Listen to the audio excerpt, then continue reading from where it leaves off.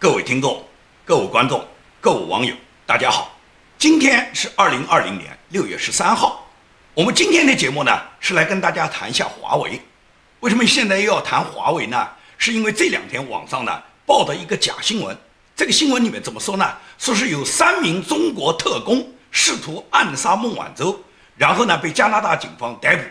这个新闻里面呢说是美国中情局的官员透露的。在6月7号，有3个形迹可疑的华裔男子试图从监控的死角接近孟晚舟的家，然后被加拿大警方发现并且逮捕。逮捕后发现这3个人他们不是家国的居民，没有护照，也没有海关出入境记录，没有任何身份信息，因此每家的情报机构都判断他们就是中共派出的暗杀孟晚舟的特工人员。这是一则假新闻。也就是这个新闻报道以后，引起了很多媒体的跟踪。有的人煞有介事，讲的绘声绘色，派出的什么人怎么去接近孟晚舟，怎么去避开了监控的死角，这些话都是经不起推敲的。可以讲，别说是华为有这个能力，让孟晚舟的这个豪宅所有全方位360度角都做到完全的无死角。更何况加拿大的警方、加拿大的安保公司，可以讲24小时每一秒都在监视着孟晚舟。孟晚舟脚上的那个跟踪器，那每1分钟都在显示着他在做什么。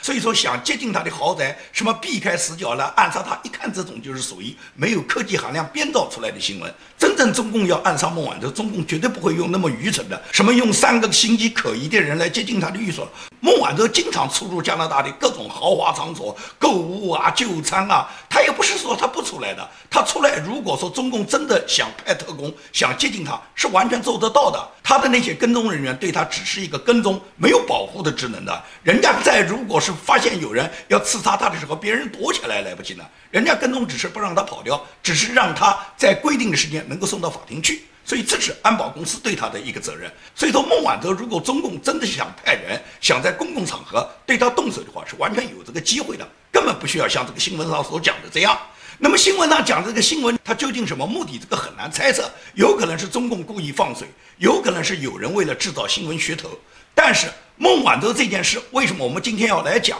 那是因为就是说，整个华为美国是如何盯上华为的？美国为什么注意到华为对美国的国家战略、对全世界它都是有害的？华为为什么形成了美国对中国打击和中国制裁的一个重要的一个方面？也就是说，美国对中国制裁打击，华为成为美国制约中国里面一个重要的，无论是打击的武器也好，谈判的内容也好，它都可以显示是美国用国家战略来排斥华为。那么如何上升到这个高度的呢？这是我今天要跟大家解析整个华为里面的来龙去脉。因为路透社在6月3号，也就是10天以前，独家在做了一个深度报道。这个报道它直接是公布了华为的内部文件，包括华为和它下属的这个 Skycom 公司，就是星通公司这家公司以及华为跟伊朗发生各种业务里面的内部的文字记录，大量的文件。路透社报道里面所涉及的华为跟伊朗里面交易的各种文件，涵盖了备忘录、信函、合作协议、会议记录，也就是华为控制的星通公司跟伊朗之间的这个所有的它的业务往来的秘密关系。那么这些华为内部的文件都清楚地显示出，华为完全控制着这个 Skycom 公司。Skycom 公司就是华为的子公司，孟晚舟是在这个公司里面担任总经理。孟晚舟是以集团财务总监并且兼星康公司总经理的身份跟伊朗发生各种业务的。那么在跟伊朗发生业务的这个过程中，孟晚舟毫无疑问参加了大量的会议，签署了大量的文件。尤其是孟晚舟在跟伊朗交易的这个过程中，有很多银行的签名、银行批准的文件、银行的资金调动，都是孟晚舟亲手所为。并且华为过去是否认星通公司，就 Skycom 公司是他们自己公司里面的子公司，他们一直是说星通公司实际上跟华为是一个合作单位。但是你的合作单位里面怎么会有孟晚舟在里面做出各种决定、批准文件以及银行支票以及大量的汇款呢？为什么你的合作单位你孟晚舟能以那个单位的总经理，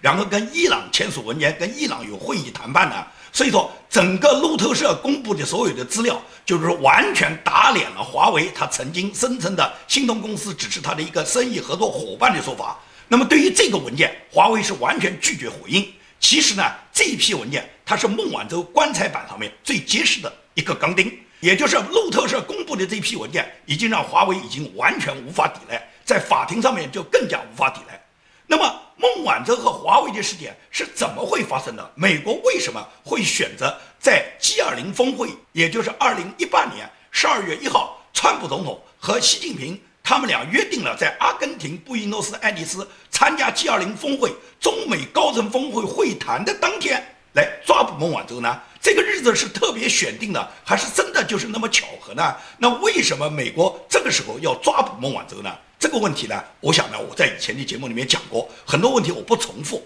我今天是把我已经掌握的最新的美国他最新的做出对华为的判断，掌握华为在美国的资料，以及认定华为已经上升为美国国家威胁的这种战略安全这个角度，我呢是跟大家披露一些新的内容。这个华为呢引起美国完全注意呢，他跟美国国家安全负责战略规划的一个主任，美国前空军准将斯普丁将军有绝对的关系。因为前空军准将斯普丁将军啊，他曾经被美国派驻中国，担任中国北京大使馆里面的美国的武官。他是2017年被派到北京，到大使馆里面担任军事武官的。那么他到了北京以后，毫无疑问来讲，他是开始要准备学一些中文，因为他过去有一点中文基础。他到了北京以后，为了提高自己的中文能力呢，他在北京呢就聘请了一个中文教师。而且呢，到了北京以后，他马上就用华为的手机，按照中国的这个号码，他立即呢就下载安装了那大量的中国民众最喜欢用的各种手机软件的 APP，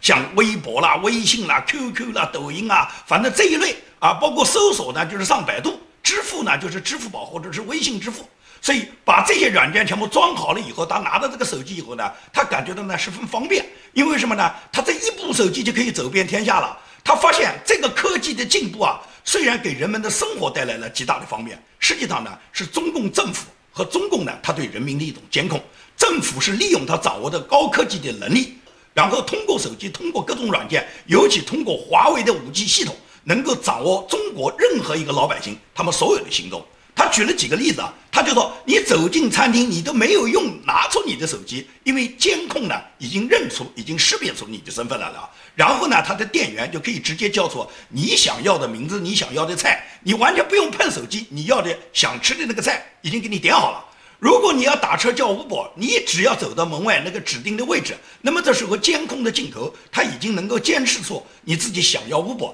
从你自己的嘴型它就读出来了。然后车子就到了，你坐进去，你的所有数据都在这个Uber车子上，也就是你在中国做的任何事，你打车、消费、交友，你写信、发短信，你和朋友去玩，你住酒店，你乘飞机，你干任何事，中国政府全部掌握，所有数据他们都有。对于你来讲是方便了，你带着一部手机就行了。但是你实际上，你这部手机里面的所有软件，尤其是华为这个手机的硬件以及5G 这个传输系统，已经掌握了你个人的所有行动。那这样来讲的话，就是中国政府已经掌控了中国民众所有人你每天做的任何事。也就是中国民众就可以控制你，已经要控制的那些异议人士，那他就可以把你列进黑名单。一旦你被列进黑名单，也就是你车也打不了了，你饭也吃不了了，你飞机票也买不了了，高铁你也上不去了。你想会哪一个朋友，你还没会那个朋友，公安局已经出现了。这也就是中共他通过所有中国高科技进步的软件以及华为5G，通过这些科技设备，已经全方位监控了他的14亿人民。连14亿人民都能监控得了了，你想想看，这个华为5G，它输送到海外，它难道对海外其他国家人民不能监视吗？所以说，斯普丁将军他对整个在中国，他了解的整个中国的这个科技水平发展，了解中共的这个监控进步，了解到华为5G，他对整个世界的这个危害，他是可以讲叫一身冷汗，他怕得要命啊！他觉得这种事情在中国发生，那是专制政府去为了统治去监控他们专制统治下的人民。但是如果把这个手段用到美国，那就不得了了。那美国人民的自由就完全被你伤害了，而且美国的国家机密，美国很多军事情报战略，通通给你华为就能够掌握了。所以说呢，斯普丁将军呢，他后来在2017年5月份时候就被调回到华盛顿，进入了华盛顿国家安全委员会担任战略委员会的主任。到了这时候呢，他已经进入了白宫的权力中心。那么在他调回美国以后，他就认真地看了一下华为跟世界上有哪些国家合作。他看了以后，他吓了一大跳，因为基本上华为已经把欧盟全部攻陷了。欧盟以德国为首，以默克尔为首，然后加上法国总统马克龙，他们基本上全部跟华为签署了这个法国、德国和欧盟所布置华为5G 的全部战略，因为华为的报价特别低，华为的技术呢一点都不差。在这种情况下，欧洲呢是全方位的跟华为合作，也就意味着所有欧洲已经沦陷了。华为可以通过它自己的5G 系统、5G 战略、5G 的这些软件和它监控的各种数据，能够对整个欧洲、对整个欧洲人民能实现跟中国大陆一样对他们民众的监视。这是指欧洲。然后再看英国，看了英国斯普丁将军就更傻了，因为英国跟华为的合作更密切。英国大量的这些基础设备以及华为布置的各种，别说是5G 了，4G 就已经伸进去了。也就是说，华为跟英国合作的更密切。英国大量的这些战略情报，英国所有的这些信息，英国民众每天的日常所需，已经被华为可以讲监控了一大半了。因此，英国如果沦陷了，欧洲整个沦陷了，那么基本上美国就保不住了。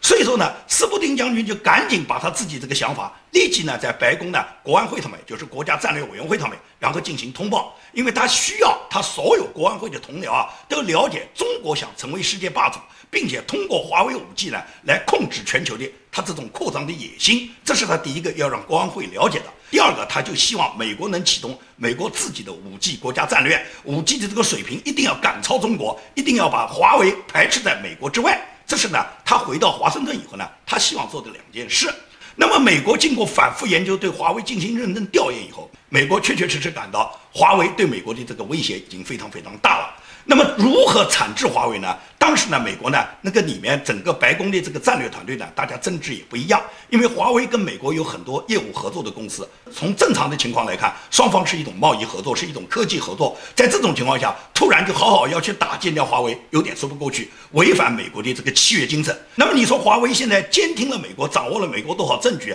然后出卖了美国多少情报呢？当时也没有，只是华为5G已经威胁到美国，也就是它有这个功能。它有收集美国情报的功能，它掌握了美国所有的情报以后，毫无疑问来讲，对美国国家战略是有危害的。也就是说，华为虽然现在不能够立即就指出它已经干了哪些坏事，通过这个坏事把它抓捕，这是我做不到。但是呢，已经感觉到华为巨大的威胁。这种威胁不是来自于华为，是来自于中共政府，是中共政府对美国长期的渗透，以及中共政府通过华为准备对美国实现对美国所有的这个意识形态的这个扩张，然后通过华为能掌控美国从高到低，从人民到官员所有人的信息。最终，中共掌握了美国的各种战略以后，然后中共有的方式最终消灭美国，达到中国称霸世界的这个目的。所以说，美国已经完全认识到这一点。那认识到这一点，美国就采取积极措施。因此，川普总统他在2017年12月份，他在他接任总统后首份美国国家安全战略报告里面，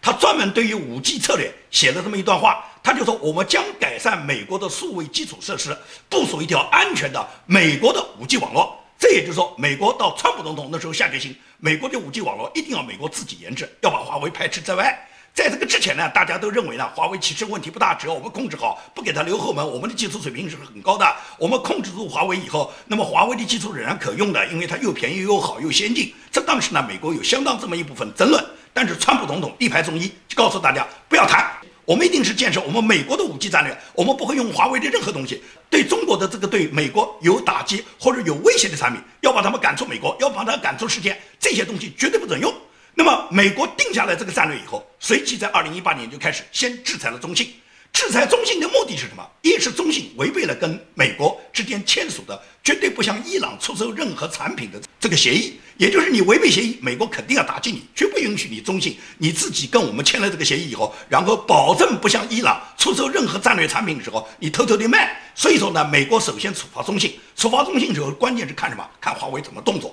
紧接着就发现华为在不断地销毁各种证据，也就是华为就发觉美国在打击中国的公司跟伊朗之间的勾结和合作，而中共它是通过中信、通过华为、通过中国的高科技公司跟伊朗一直有的密切合作的，这种合作都是违背联合国安理会的决议的，违背美国绝对禁止跟伊朗发展任何科技产品的这个制裁规则的。但是中共就偷偷的干，他过去就通过中信、通过华为、通过中国其他的高科技公司都这么干。问题是别的公司没有被美国打击的时候，华为是一定会被打击的。所以华为呢，他就赶紧呢去销毁各种证据。就在华为销毁各种证据的时候，美国这时候就决定要对华为收网，华为的事情不能再拖，一定要对它进行打击。但是对华为打击要打得行之有效，要一下子就要打到7寸。那怎么打呢？他们反复考虑以后，他们认为选择孟晚舟向汇丰银行撒谎的这件事最合理。为什么呢？因为孟晚舟作为除了是华为这个董事长任正非的女儿，是公司里面的最高领导人，同时是公司里面的财务总监，职务很高，对公司里面所有的经营状况完全掌握之外，是核心人物之外，重要的是孟晚舟担任过星通公司的总经理。孟晚舟实际上控制的 Skycom 就控制的星通公司，而这个星通公司是跟伊朗发生所有业务往来的一个最重要的一个公司。那么在这种情况下，孟晚舟他又在银行面前完全否认他跟星通公司有任何关系，他说他跟星通公司只是业务往来，但是有大量的文件，有大量的证据能证明孟晚舟实际上是星通公司的总经理，而且他在跟银行在撒谎的过程中，不但银行拿到他的这个签字的记录，而且有大量的录音视频能证明孟晚舟跟银行完全有撒谎的证据。那么拿住了孟晚舟向金融机构、向银行撒谎的这个重要证据的话，那么从这一点上来抓捕孟晚舟的话，那么证据链就齐了。因为这个证据链，也就是说，孟晚舟我们不跟你谈政治问题，华为我们不跟你谈美国是不是刻意要打击你的问题，只谈你孟晚舟跟金融单位、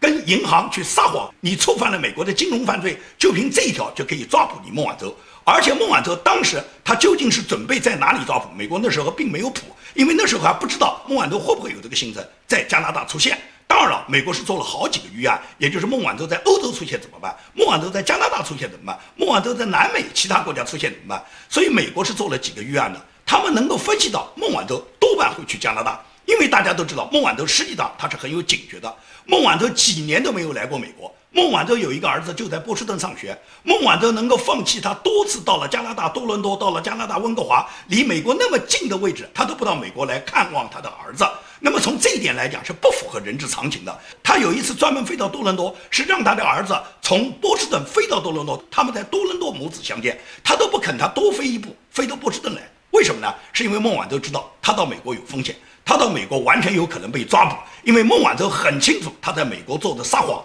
美国的银行已经调查他，因为在这个之前，美国已经派情报人员和银行的工作人员向孟晚舟做过核实，在北京就找过他。所以说呢，孟晚舟他自己呢就非常非常的警觉，他是不愿意进入美国的，他几年都没有到美国来，也就是他至少在他被抓捕之前，他好多年他都没有再踏入过美国的土地。那么美国就算到孟晚舟是不会来美国的，但孟晚舟他会去加拿大，因为孟晚舟的老公、孟晚舟的另外几个孩子都在温哥华，而且孟晚舟每年到温哥华最起码要来个2-3次，所以说呢，美国就做了这么一个预案。那就那么巧，就是到了2018年12月1号那一天，孟晚舟他居然就到达了加拿大。他到加拿大呢，他这次是转机，他是准备跟张守胜他们呢在南美、在墨西哥会面的。张守胜是美国的一个顶尖的华人的科学家，那么张守胜手上是有大量的这些科技研究的成果。张守胜个人的成就和他对物理学、他自己对天体学以及他自己在很多科技方面他的这个领先地位，美国是完全了解的。而张守胜已经选择跟华为公司合作，选择跟孟晚舟合作，他准备跟孟晚舟是在南美见面的。那么就在他们准备见面的那一天，结果张守胜自杀了，孟晚舟在温哥华被抓捕了。孟晚舟到达温哥华的时间，按照美国中情局测算的时间，孟晚舟是应该先到达温哥华，在温哥华做一个短暂的转机以后，然后跟张守胜去会面的。结果没想到，孟晚舟在他到达温哥华，被加拿大骑警在温哥华扣住的时候，然后张守胜这边就开始在加州，在旧金山他自己的寓所里面就跳楼自杀了。所以这件事你觉得是巧合吗？我觉得一点都不是巧合，这个里面有很大的秘密。那么这个秘密是什么秘密？美国会把它弄明白，然后根据这个真实的情况，我们再向大家做披露。我们现在呢不随便去揣测，我们只谈孟晚舟这一次在温哥华被抓捕，那实际上是美国精心布置的，因为美国很清楚，在加拿大抓捕了孟晚舟之后，中共一定会欺负加拿大，中共一定会对加拿大施压。当然，美国可能不一定能想到中共他的这个手段相当的恶劣，他能够马上就抓捕加拿大在中国的2个，一个外交官康明凯，一个商人斯帕弗，就是用人质的问题来对抗孟晚舟。因为美国不一定会能想到中共如此重视孟晚舟，但是孟晚舟在加拿大抓捕，美国是做好全套的预案的，也就是说，孟晚舟他肯定，他今天被美国抓捕，美国抓捕引渡他的原因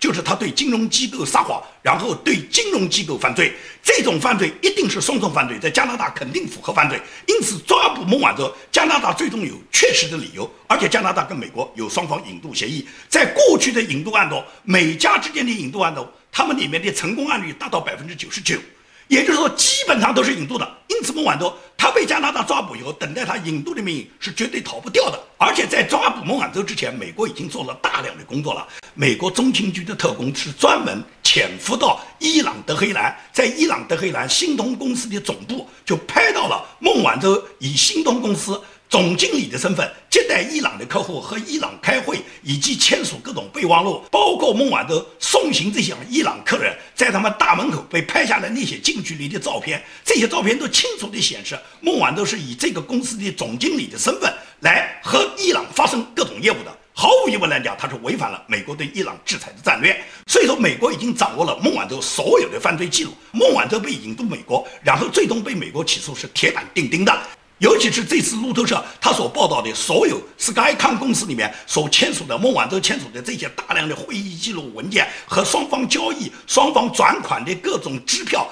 上孟晚舟的签名都已经清楚地显示，孟晚舟在这件事里面就是重要的核心人物。所以说，孟晚舟的罪是绝对逃不掉的。你说中共现在派人来刺杀他，中共要杀他，中共准备让他灭口，这绝对是中共的一个方案。也就是孟晚舟，我多次讲过，他很可能是进入不了美国的，在没进入美国之前就会被中共把他干掉。而孟晚舟现在他本人如果能进入美国，对他来讲是最大的安全系数。他到了美国以后，只要愿意跟美国做污点证人，只要去出卖中共、出卖华为、出卖他爸爸，把所有华为里面的秘密都跟美国做合作的话，那么美国是会对他轻判的。因此，孟晚舟只有到美国才活得了，他留在加拿大多半会死于非命的。这也就是说，整个华为公司是如何被美国发现，美国如何把华为上升到那么高的高度，美国为什么一定要阻断华为，这是我们今天节目里面跟大家讲的这个主要原因。而美国打击华为是因为美国看到了华为在欧洲、在英国的这个扩张呢，美国认为如果不阻断欧盟、不阻断英国的话，那最终会导致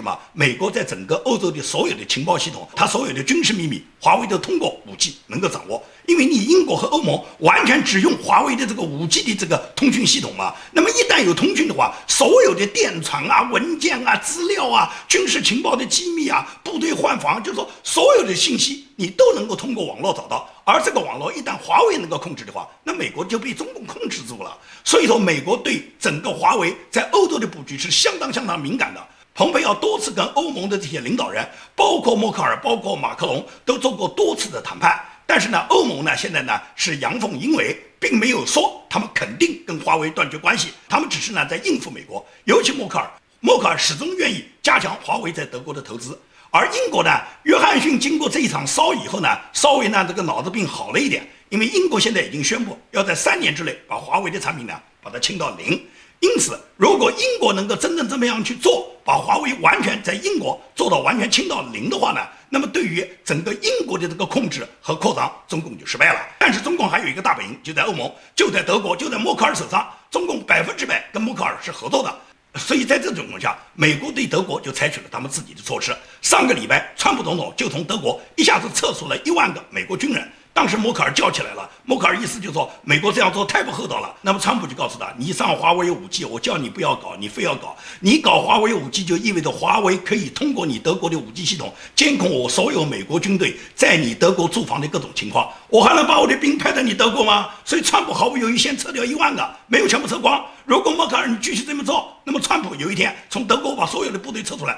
完全可能。北约完全是靠美国来保卫的，可以讲德国是没有一兵一卒的，德国是纳粹战败国，是不允许他发展任何武装、发展任何国防的，他完全是靠美国来帮助他保卫德国。你现在愿意跟中共合作，你就让中共来保卫你好了，让俄罗斯来保卫你好了。所以说美国可以撤出你德国的，你经费又不交，而且你又跟中共合作，美国派过来以后，你又把你自己的所有的这些机密都向中共输送，你准备去害人家美国人啊？所以川普对默克尔已经叫忍无可忍。因此，对默克尔现在的这种做法，毫无疑问来讲，就决定了川普他在整个欧洲的战略，也就是你跟中共合作，美国就不跟你合作，就这么简单。美国想到过中共100%会拿孟晚舟的事情做政治操作，但是呢，美国还是低估了中共的底线，因为呢，美国没有想到中共呢会抓捕加拿大的2个人质，而且把这2个人质一扣就扣了几年，逼迫呢小土豆就范。而小土豆这个人呢，是完全是一个经不起考验的人。小土豆可以讲，在中共对待孟晚舟的事情上面，